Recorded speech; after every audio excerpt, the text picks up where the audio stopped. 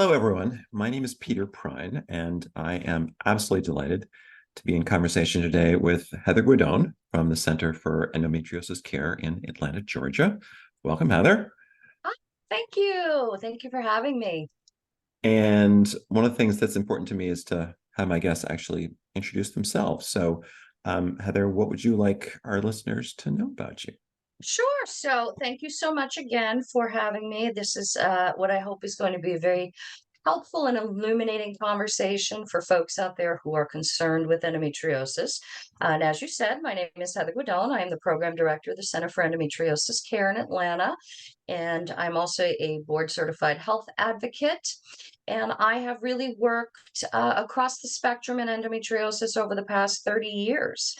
I'm part of a lot of different coalitions and organizations and collaborations that are really seeking to move the disease forward and working across many different aspects of the endometriosis landscape, both from the legislative side, access to care and treatment side, obviously, of course, awareness, education, and activism, as those things are all critically important as well.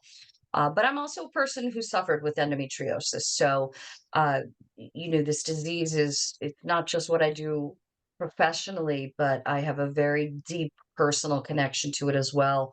And that's kind of really what fuels my work. Um, as I've looked around over the past few decades, I've seen that very little progress, very little change has been made, except sort of in the spaces where we're working. So really my goal is to kind of bridge that gap and bring all the stakeholders together so that we can really improve access to care, outcomes for future generations, and ensure that voices are being represented at the table wherever and whenever endometriosis is being discussed. So I'm delighted to be here. So thank you. Thank you so much, Heather. So if you're listening, you probably can get a sense of why when I wanted to have a conversation about trying to raise awareness of endometriosis, I chose Heather. Um, so Heather, just to start things off, one of the things we both agreed on is we'd really like this conversation to be as accessible as possible. Um, and so in as non-technical language as possible, just to start things off, what is endometriosis? Confusing conundrum, right? So, in the most basic, simplistic terms, endometriosis is a systemic inflammatory disease, body wide, if you will, characterized by lesions, what we call lesions found elsewhere in the body that somewhat resemble the endometrium, which is the lining of the uterus. So, when folks say, well, what does that mean? It's literally endometrial like tissue found in any other organ system, and it has been found in virtually every part of the body. Primarily, it's gynecologic in nature, but we see increasing amounts of lung endometriosis, diaphragmatic endometriosis. Rarely, it's been found even in the brain, the back of the knee, the sinuses, the eyelid. Now, obviously, those latter cases are very uncommon, or if not even rare. But predominantly, we do see it in bowels, bladder, reproductive organs. You do not need a uterus to struggle with endometriosis. You do not need ovaries to struggle with endometriosis.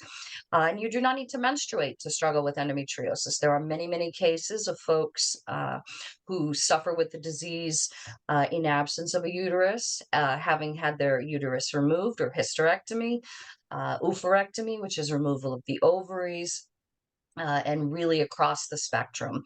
And unfortunately, it's been categorized as a quote unquote menstrual disease, or a reproductive disease for so long that it's almost reduced it to invisibility, right? It's still called a period disease by so many people, which can really delay proper diagnosis and treatment, unfortunately. Wow.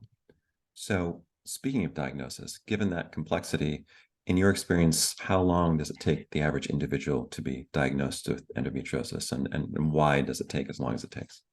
Well, believe it or not, and this may shock you because endometriosis is such a common disease and it affects about an estimated 200 million individuals around the world, probably more. given the unmeasured number of trans and gender diverse folks who are not incorporated into the literature as they should be. So it's this massively widespread disease, so popular. You think it would be one of the most well-known disorders. Unfortunately, it's not. So the delay in diagnosis really stems, depending on which study you're reading or which population you're looking at, on average between 6 to 12 years. Now, that doesn't mean that someone might not come to our center after 25 or even 30 years of struggling and still hasn't received a diagnosis. And a lot of that is intersectional, and there's a lot of different reasons for that. Folks are told it's normal to have, IBS type symptoms or pelvic pain or painful periods if that's part of their symptom profile. Um, they're told, just suck it up. There's nothing that can be done for you. Have some over the counter medication or a heating pad. If you're struggling with painful sex, sometimes they're told just have a glass of wine. So there's a lot of myths, misinformation, but also trivialization and dismissal. And all of that leads to delays in diagnosis. And unfortunately, because diagnosis is considered invasive, in other words, you'll have to have a surgery to get a biopsy of the lesion and confirm that it is endometriosis, we don't really have any non-invasive, immediate tests that will say, sure, you have endo. Imaging is very helpful, but it can't rule out endometriosis. So all of these things combined really lend toward that diagnostic delay. And it's not a question of an individual not voicing their lived experience and not asking for help. A lot of times they're ignored or dismissed. Wow. Okay. So, given all that, next question is a big question, I know. How do you treat endometriosis? Multidisciplinarily. Okay. Okay. And what I mean by multidisciplinary care, you really need that team.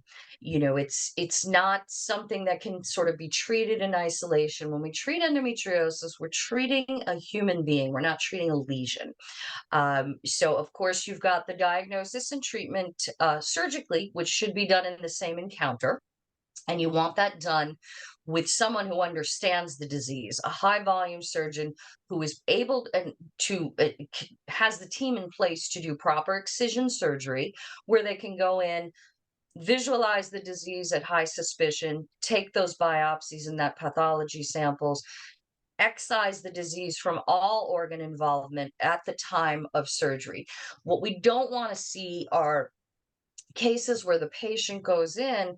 Now they've had an invasive surgery, they're under anesthesia, they're having surgery performed and nothing's being done, what they call a peek and shriek, right? We want the team to be able to be prepared to go in there, diagnose, excise, and remove. Now, surgery is only one part of this sort of integrative approach. Um, Pelvic floor physical therapy post-operatively and even before surgery for some folks can be tremendously helpful. Um, there are a lot of different things that women, and I say women's, meaning an inclusive framework, women's health PTs who are very well versed in endometriosis who can go in and treat those sort of secondary pain generators like pelvic floor dysfunction or other things. They are an integrative part of that sort of umbrella team, right?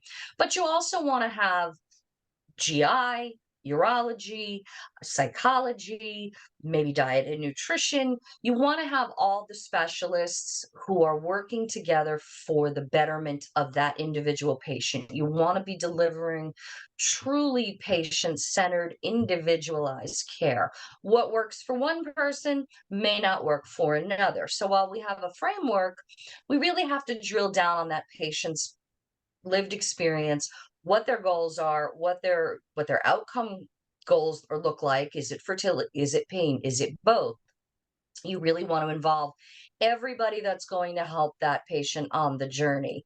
And there's some adjuncts that folks can do as well, be it, sort of mindfulness, exercise, adjuncts that they can do at home that they can control, that they find can be adapted in a way that works for them.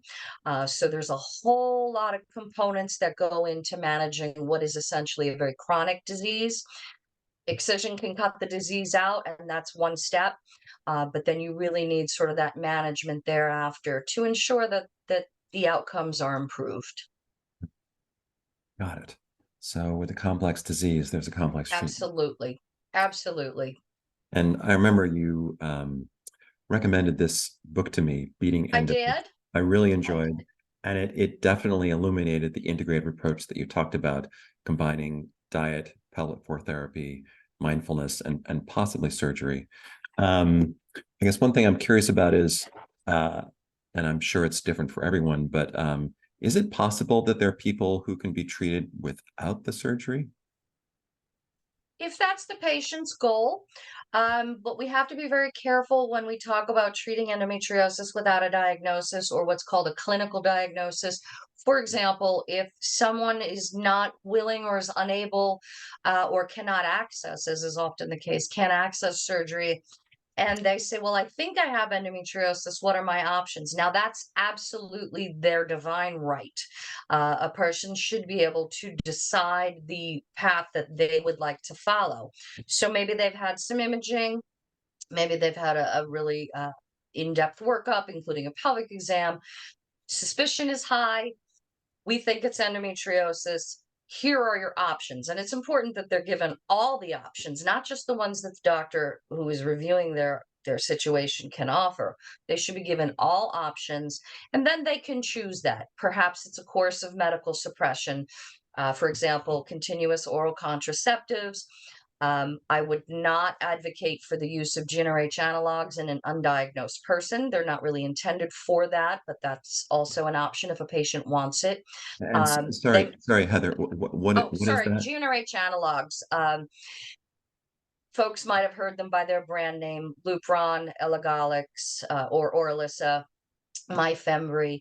And what those are is they basically shut down ovarian function temporarily. And they are intended to treat quote unquote endometriosis associated pain.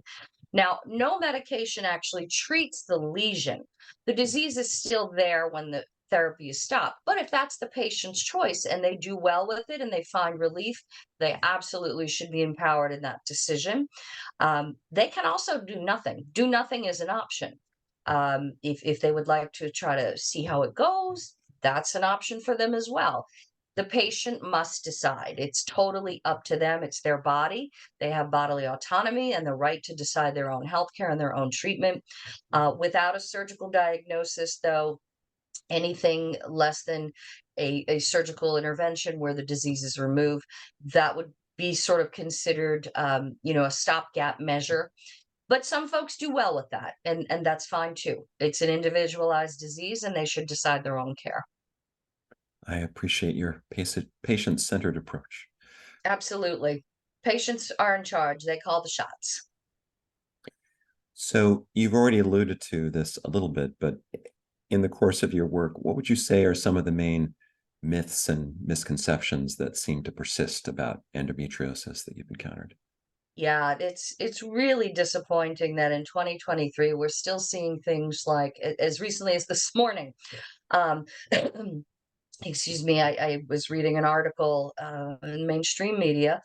An individual with endometriosis had undergone a hysterectomy, not by choice. They were told that it was the only option that they had. Now, a hysterectomy, obviously, like any other surgery, has a place in a person's treatment paradigm. If it's an option for them, that it should be discussed with them. But what we're seeing is that patients are being told it's a cure for endometriosis, and it's not. By very definition, the disease is endometrial-like tissue outside the uterus. Taking out the uterus is not going to stop endometriosis. And people are still being told that today. Same thing with oophorectomy. If you take out the ovaries, or if you don't have a period for any reason, your disease is cured. It's not a period disease. So that's quite frustrating. Now, that's not to say some folks won't have relief from a hysterectomy, again, if that's their choice, and they should be empowered in that choice. But the whole sacred construct of informed consent is letting patients know the facts so they can make the most informed choices for themselves. We still see pregnancy as a cure. We still see menopause as a cure, but we treat patients every day with post-hysterectomy and postmenopausal endometriosis. So that's pretty frustrating. Um, Another recent case, patient related that they had a stoma because they had intestinal endometriosis and there were no other options. And I assure you that there are other options that can be tried first. So I hate to see that, because I mean, I can't say how a patient's outcome may have been if they had gone somewhere else, but I can say they probably would have had a fighting chance if they were at a center of expertise where there's high volume surgery and multidisciplinary teams, including a bowel surgeon present, that perhaps maybe they could have been spared, loss of organs and things of that nature. So I hate to see that.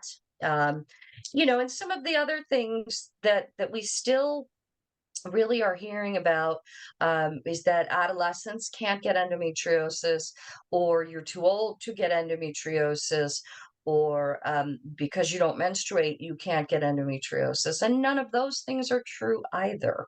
Mm. In fact, adolescents represent a great portion of the endometriosis community. In fact, there are some studies indicating that their disease may be even more biologically active and more painful than older peers. But either way, they're not too young to have endometriosis, and that's definitely sort of a persistent and ongoing myth, which can be very harmful because what happens is delayed diagnosis, right? So by the time they get a diagnosis, maybe if fertility is a concern for them, maybe their fertility is now compromised through progressive disease or complex, complicated disease. Maybe they've had poor surgeries previously, and by the time they get to a specialist, the surgery is that much more technically complex because of what was done previously. So there's a lot. There's still a lot of myths and misinformation. I think the most egregious is that it's a reproductive disease, related to periods and painful menses, and it's not. Mm. It's not. Wow.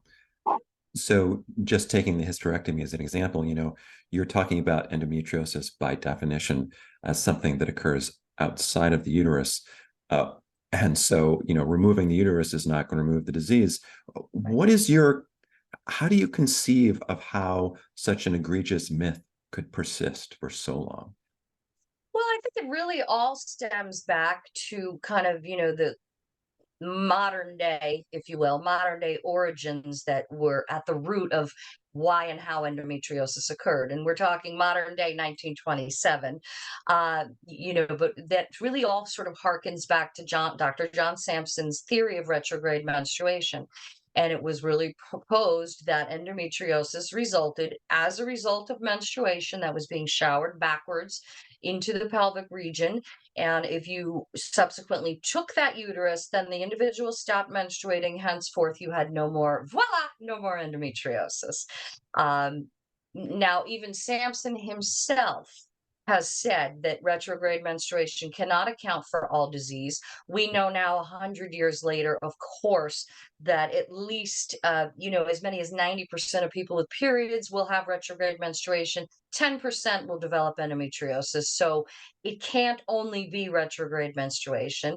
We've seen endometriosis in cis men who never menstruated and don't have a uterus. Wow. So there's too many detriments to Sampson's theory for it to be kind of the end all be all of endometriosis pathophysiology. I know I'm pretty confident in saying that if Sampson himself, albeit a visionary for his time, if he had the context of the disease and the research and the literature and the advances available to him now, I'm sure he'd have come up with about 4 or 5 other theories by now. But all evidence really points to multifactorial origins, almost a combination of a perfect storm, if you will, whether it's hormonally, epigenetically, an immune system component, stem cells, various things that are being triggered in certain individuals for whatever reason. We still don't know. There's still so much debate about it. That's really what's driving endometriosis. But the hysterectomy probably stems from old medicine, and I don't want to call it lazy science because it was the best they had back then, but now it's 2023 and we know better. And we're still giving hysterectomies to people who could have possibly been spared removal of the uterus in lieu of other therapies. Wow. Yeah, I'm just And again, I always, don't want to, I had a hysterectomy. I'll put that right out there. I don't want to demean anybody that had a hysterectomy. It can be helpful for some folks, particularly those who have pain of uterine origin in situations like adenomyosis, for example. That will definitely be helpful. But if patients are being told there's nothing else that can be done and a hysterectomy will cure them, that's the problem. That's a major problem because that lacks informed consent.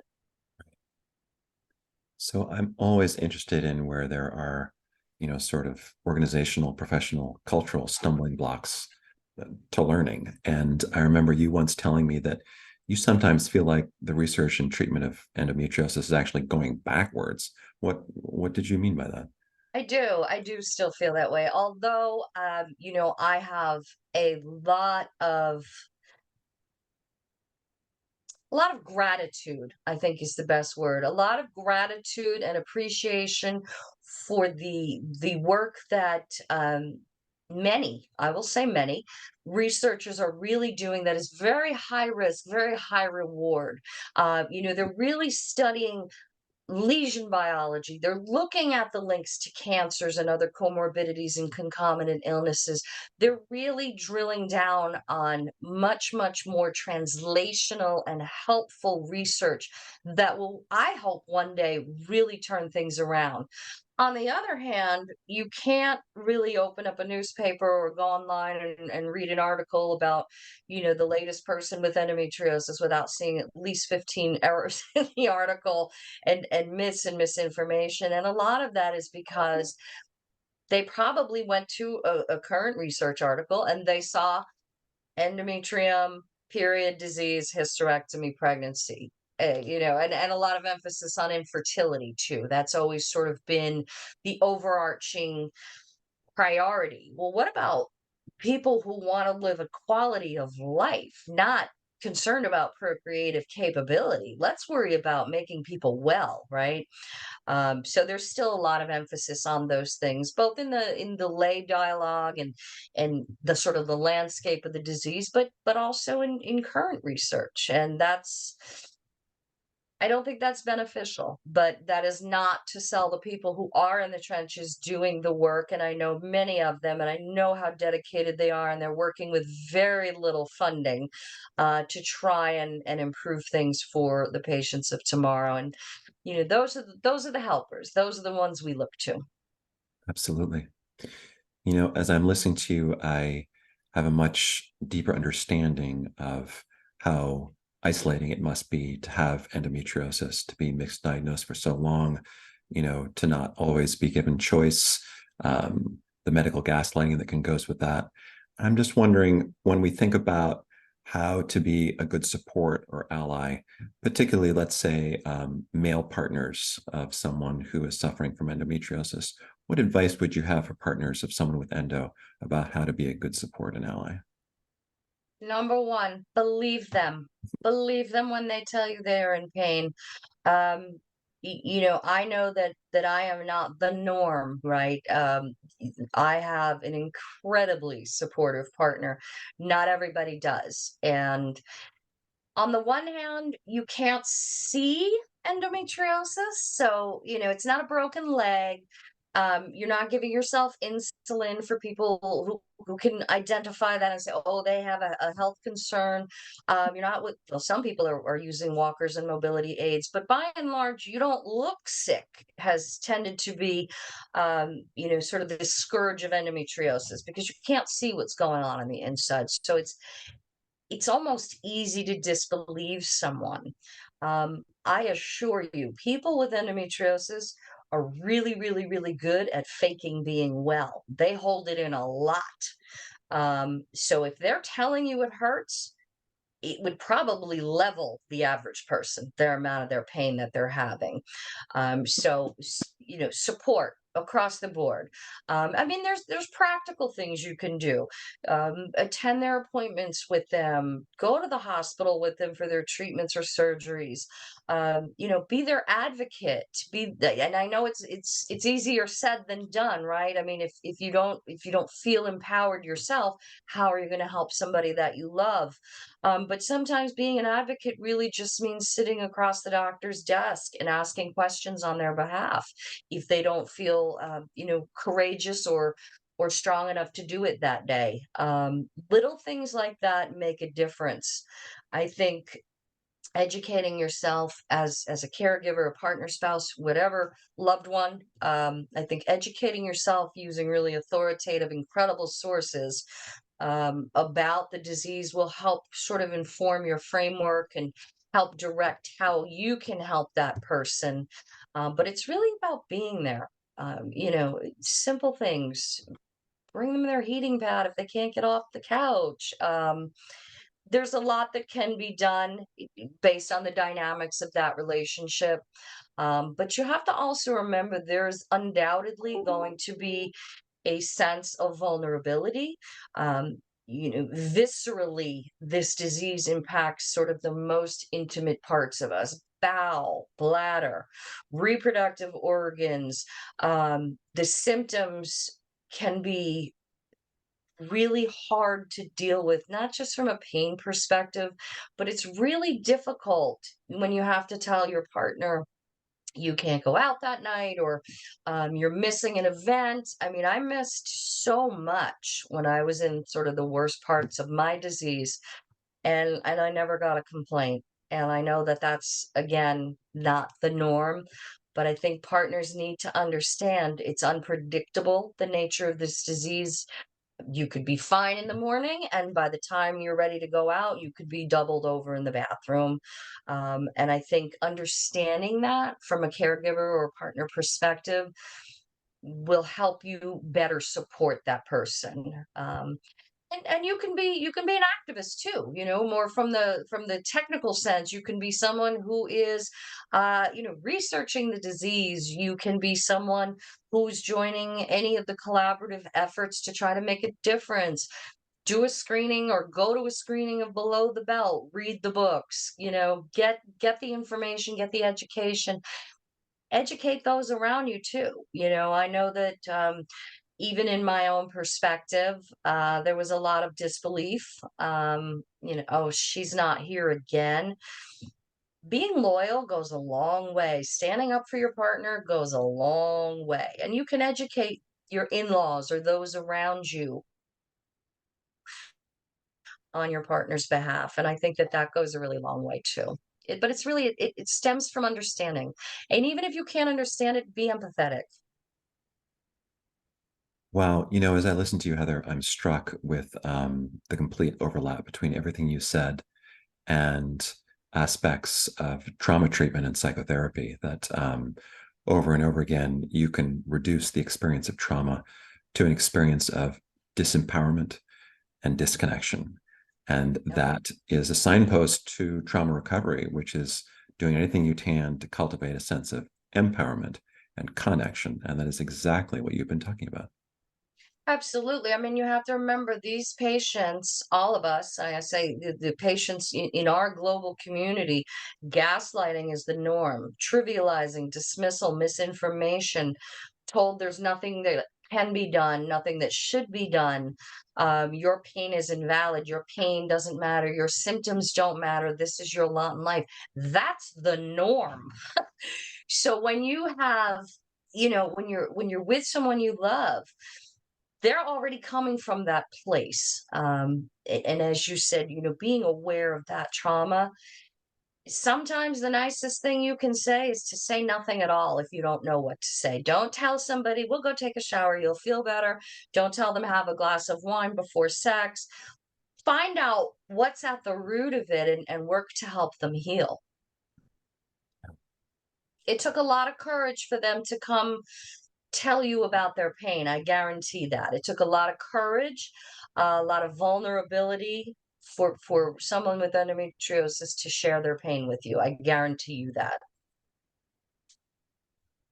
And I'm also thinking that as you list that litany of things they've been denied, being believed, choice, dismissing your symptoms, over 5, 10, 12 years of hearing that, you know, I would imagine the average sufferer is not just feeling dismissed of their symptoms, but they feel dismissed as a human being. 100%. I mean, when you start devaluing or ignoring someone's lived experience, you're ignoring their existence.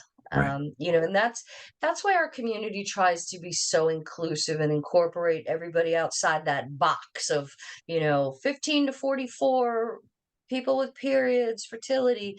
When we start incorporating everybody who struggles with the disease, and we make room at the table for everybody with the disease, whether they look like me or look like you or look like someone else or don't fit that narrative, we're saying, I see you, I acknowledge you, I validate you. And for many, that is something that they've not received in their journey. So it's extremely important to remember the humanity of this disease. Like I've said 1,000 times, you're not treating a lesion, you're treating a human.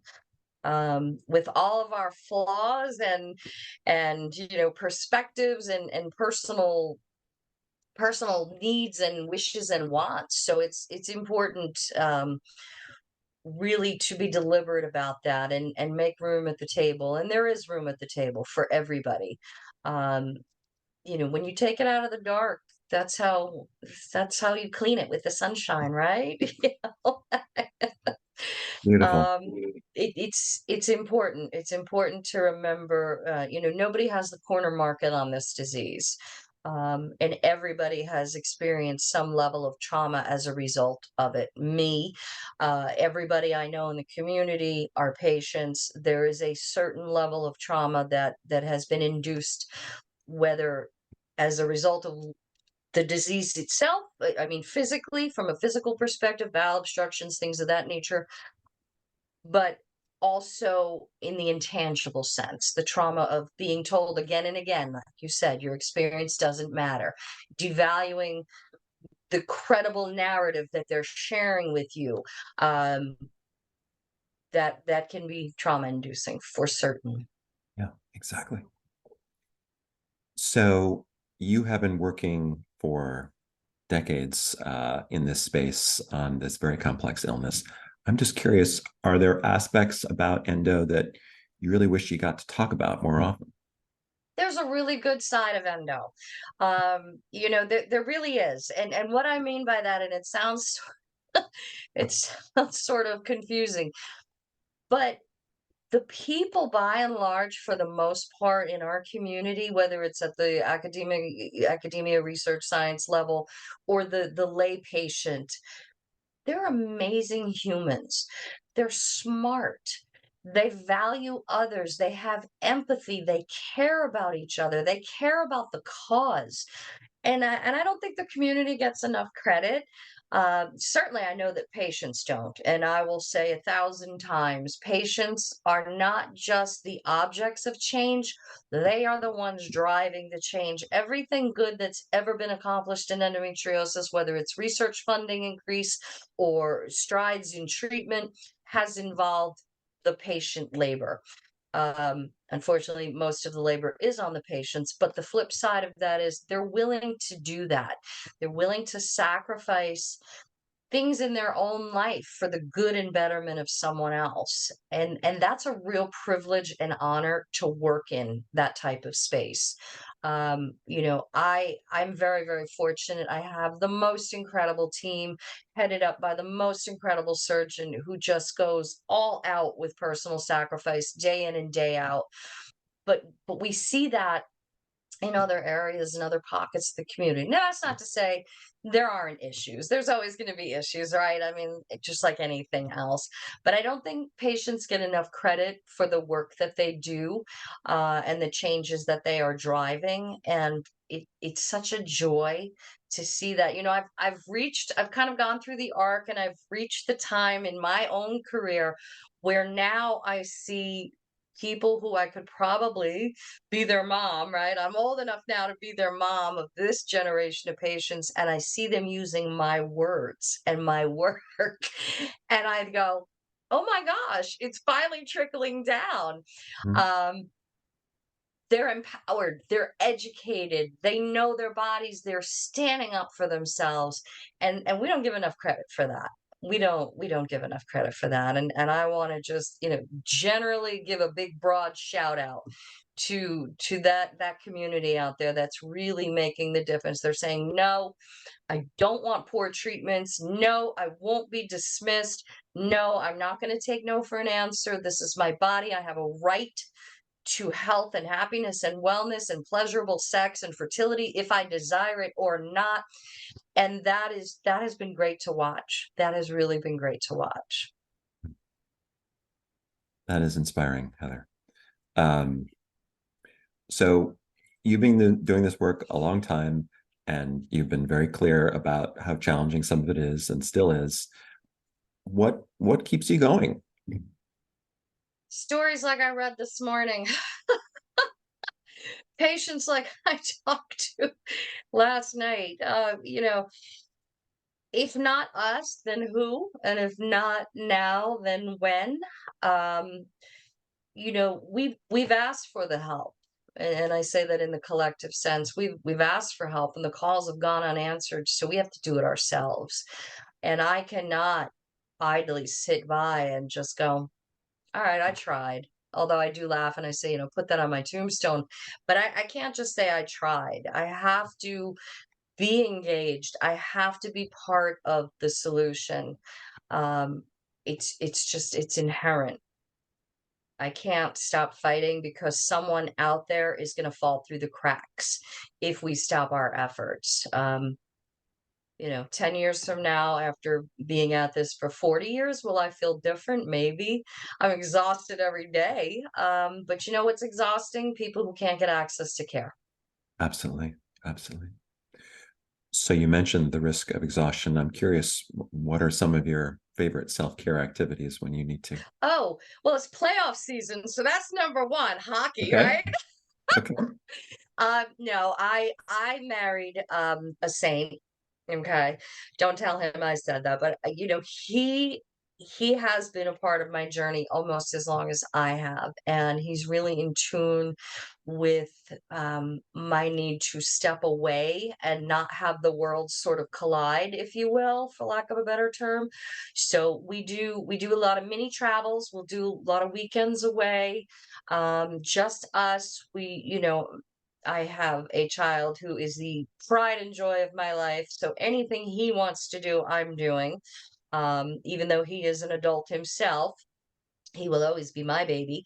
There's a lot of things that we kind of do. We do the traveling, anything and everything that my child wants to do, I'm there. I love to cook. I will spend an entire Sunday. I'm Italian, as you may have figured out. I will spend an entire Sunday with the phone off, cooking, food prepping, doing all of those things. But really, it's about having to unplug, whatever that looks like. If that means that you're spending a Friday night watching The Real Housewives of New Jersey, I am on board with that, and I will bring the popcorn. Um, because we really work really very hard. And when I say that, I mean my whole team. We work very hard, very long hours.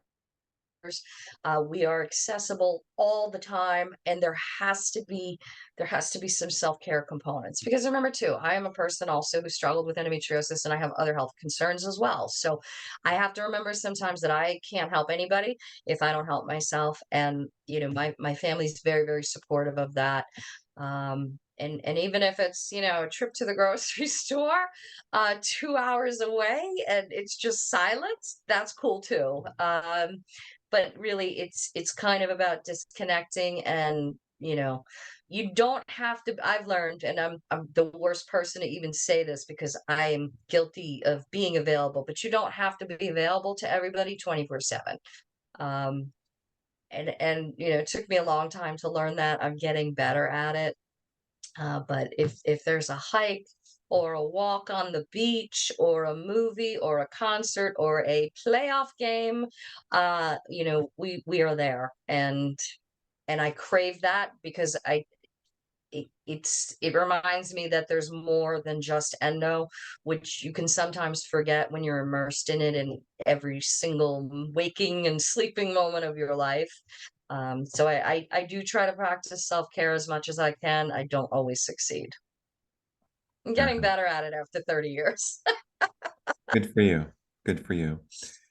Well, one of the things I heard in your passion of supporting this is my experience of you, and one of the reasons I wanted to do this interview was just to let you know how much I appreciate you personally. I really feel like you have been my endometriosis medical mentor. Um, your responsiveness to my questions, no matter how simple they may be, over the last really think 2 years, has just made an enormous difference for me in my work, and I hope my clients. Um, and I see you as one of those people who not only do I want this interview to help sort of elevate awareness around the disease, but some of the people like you that are doing such amazing work. And I hope this interview will help do that. Thank you for saying that. I'm all verklempt now. You know what it is? If we don't help each other and we don't collaborate, then nothing changes. And I was in another meeting this morning, and um, we were talking about some of the public health efforts that I've been working on recently with a couple public health departments, which has been really, really gratifying. But that's what it's about. It's about getting everybody in the same room, and I say room proverbially because now we connect by Zoom and meetings and phones and everything else. But getting people on the same page from various different backgrounds, and you have educated me as well, and I thank you for that. But that's how change happens. That's how progress occurs. Is getting people together who each bring their own sort of perspective or idea or passion. Really, it's about the passion, right? Together, because otherwise, we're just working in a vacuum, and nothing changes in a vacuum. So Yep. I am grateful to you, my friend. Well, thank you. Um, well, we have a few minutes left, and maybe one thing that might be useful is you mentioned a few different organizations or resources that people might look into. You mentioned a movie. Do you want to just spend a few minutes maybe listing half a dozen websites or organizations or other resources that you might refer people to? Absolutely, absolutely. So, Endometriosis Summit, it takes place in Orlando. It used to be in New Jersey. It's in Orlando now every year. It is the most incredible and most gratifying endometriosis event out there because it levels the playing field. Nobody is more important at it than another. And what I mean by that is it's doctors, PTs, nutritionists. I mean, really, any interdisciplinary representative that you can think of is on the same playing field with patients, and every day is just chock full of education and information and empowerment and advocacy and activism, and it's really exhausting, but it's so incredibly it's an elation to be in a room with people who are all on the same page, right? So Endometriosis Summit, they also do live webinars. They have a lot of other different efforts. Endo Black is a great organization, specifically focused on Black and BIPOC populations, which is a really underserved, under-resourced, vulnerable population, and they are focused strictly on that, and they do incredible work. Um, Casey Berna, who is endo social worker, she brings the social work and the mental health perspective. She's got a number of resources and some great material. Endo Girls blog, amazing. That is run by two people with endometriosis as well. The advocacy, the scientific education that they bring forth is broken down really to be just so facile and easily understood by anybody in the community. And they do an incredible amount of advocacy. And I know I'm going to leave somebody out. Okay. Centerforendo.com, Center for Endometriosis Care. If you would like to undergo a free review with our surgeons or read any of the vast information and education on our website, that goes without saying. Let's see who else. There's a great social media community out there, particularly on Instagram. Uh, People really have a strong community, and they share a lot of incredible information. I don't want to name one because I'll leave out another, but That's check okay. out the hashtag endometriosis. You will find some amazing ones. Um, Below the Belt. Now that is the latest documentary. There are two, the first being Endo What, the second being Below the Belt. That is the second documentary by the organization of the same name, Endo What. Um, Most people are pretty familiar with it by now. It's been on tour for about a year at various panels and screenings. It's an incredible film, really shown through the lens of four people with endometriosis and what it's like to fight below the belt, for the metaphor, right? Against all of sort of the agendas and the debates and the misinformation and the myths and the barriers to the access of quality care. It will move you. If you can go to a screening, please do. They have them online, they have them in person all around the country and the world. It's an incredible film, but it too is tied to a number of collaborative efforts, not least of which is the National Action Plan, which we presented to Congress at the beginning of March to really drive substantive change in endometriosis research slash funding, because they go hand in hand. A public health awareness campaign, because there's so much misinformation out there, access to ADA resources and disability, which endometriosis is not considered. So we want to really break down the barriers for that as well. And really expanding the fundamental components of care, making sure that people don't have to wait 12 years for a diagnosis, making sure that they can access that quality care. You shouldn't have to remortgage your home to get access to endometriosis care. So it's really about working on the boots on the ground level to get endometriosis recognized as a subspecialty, which in turn will change the coding, hopefully, for reimbursement, so that payers understand there is truly a difference in how endometriosis is treated. So we're working on all of those multi-pronged initiatives. There's, as I said, there's the public health campaign that I'm working on now with some local public health departments, which has been incredibly gratifying. These are the people that are in the community. Talk about boots on the ground. These are the people that are boots on the ground. They're going into patient homes. They're going into, different community centers and educating about endometriosis. If you give a patient the information and let them decide, they're going to choose the best care for themselves. But don't give them the information, then put up a brick wall in front of them. So we really have to work on removing those barriers, and there's a lot of resources working on that.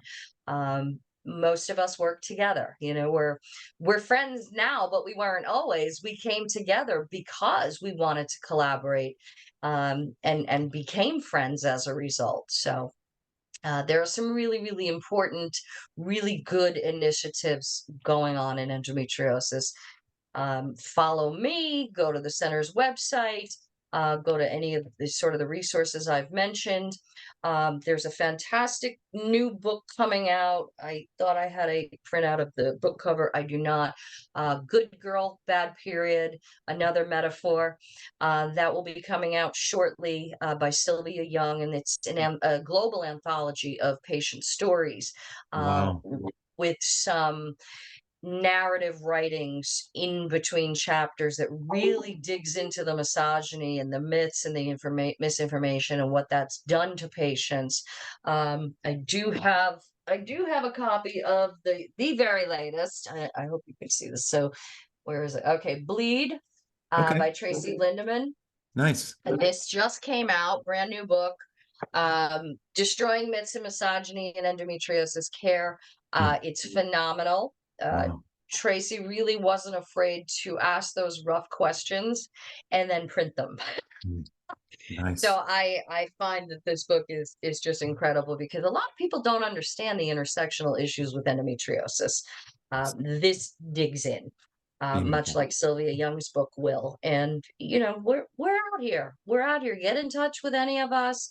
There's a lot of us in the trenches. I stand on the shoulders of giants. I'm honored and grateful and privileged to work with other people who are doing such amazing work, like the people at Jackson Labs in Connecticut, to my team at the center, to journalists and authors and advocates and activists who are really changing the world.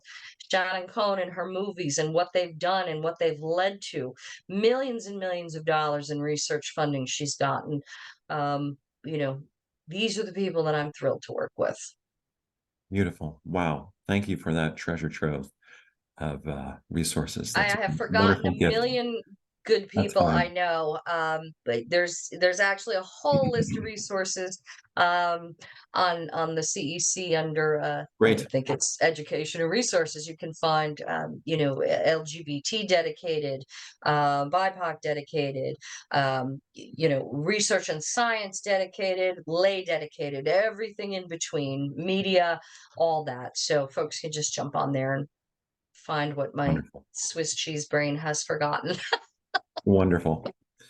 Well, again, I'm just so grateful for your generosity today. Just been so educational and inspiring. And I thought it would be nice to give you the last word, if it were, for our conversation today. How would you like to end things? I would like to tell anybody out there who has or thinks that they have endometriosis, you are believed, you are not alone. I know that it feels very helpless and hopeless a lot of days, and you feel very isolated. I assure you, there are people out here fighting for you. People you don't even know care about you and want you to do better. And we're fighting for that. We're still fighting for that, and we're still going to fight for that. Support is so incredibly important.